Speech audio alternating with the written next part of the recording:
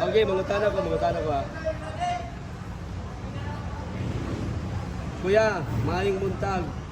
Mangutan ako kung usay mo na matigdan o ano ang napansin mo sa kriminalidad sa ating bansa.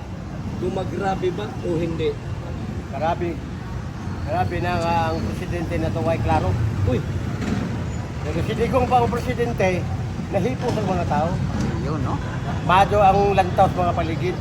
Wala na tulisan, wala na kawatan, wala na unsa man diha. Pero karon si Marcos, na yung samot na gito sinoon. Nga way kwenta. Kaya ato tag lukos mga demonyo nga tao.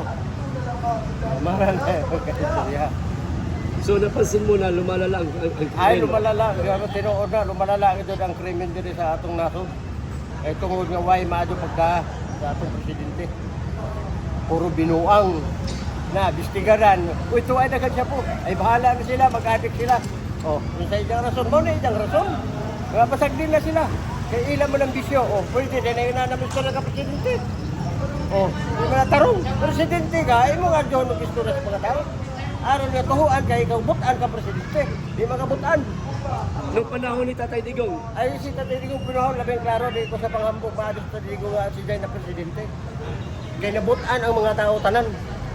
Wa nay kawatan, wa nay lungkab-lungkab nga asa ban lunsura. Tungod si Tatay Digong maadyo mo sa mga tao. Karon presidente karon way buot. o say pangalan nimo kaya? Patricio Dolorito. Okay. Taga-asa. Sugod sa BBP. Daghang salamat kuya. Diyan, dahil sa labos, ha?